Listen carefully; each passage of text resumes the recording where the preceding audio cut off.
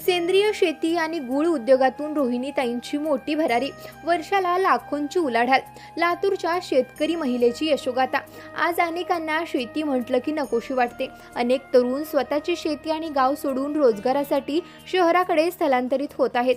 मात्र दुसरीकडे लातूरमध्ये महिला शेतकरी रोहिणी कोल्हे यांनी पारंपरिक शेतीसोबत सेंद्रिय गुळाची शेती करत मोठं यश मिळवलंय. शेतीत कष्ट करणारे शेतकरी आता क्वचितच पाहायला मिळतात. अनेक जण शेती सोडून शहराकडे स्थलांतर करत आहेत, कारण शेतीत निसर्गाच्या लहरीपणामुळे उत्पादन निघत नसल्यानं शेतकरी शेतीपासून लांब जात आहेत.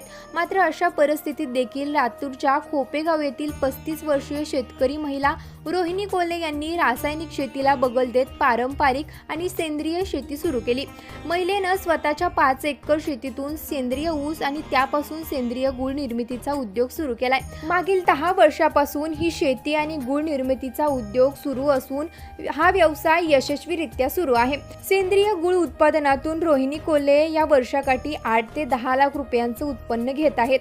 आपल्या 3 एकर शेतीत सेंद्रिय पद्धतीनं ऊस लागवड करून त्यांनी हे साध्य केलं आहे. या व्यवसायात त्यांना त्यांच्या पतीचा, मुलाचा आणि सासऱ्याचा मोठा हातभार मिळाला आहे. 2014 पासून सुरू केलेल्या या मूळ व्यवसायात त्यांनी सध्या चांगलं मार्केट टिकवून धरलंय. पुणे, मुंबई, सोलापूर, संभाजीनगर या भागात देखील त्या सध्या गूळ पुरवठा करत आहेत.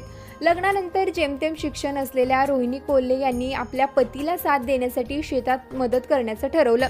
या माध्यमातून एका सामाजिक संस्थेमध्ये काम करत असताना सेंद्रिय पद्धतीच्या शेतीचं त्यांनी प्रशिक्षण घेतलं आणि त्याचा प्रयोग स्वतःच्या शेतात सुरू केला. 10 किलो, 5 किलो, 2 किलो, 1 किलो अशा वेगवेगळ्या प्रकारचे गुळाचे डाग त्यांनी तयार केले आहेत.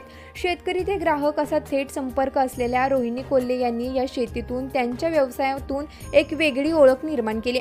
या रोहिणी कोल्हेच्या यशोगाथेबद्दल तुम्हाला काय वाटतं, कमेंट करून नक्की सांगा आणि असेच व्हिडिओ पाहण्यासाठी आत्ताच कृषी मंत्राला फॉलो करा.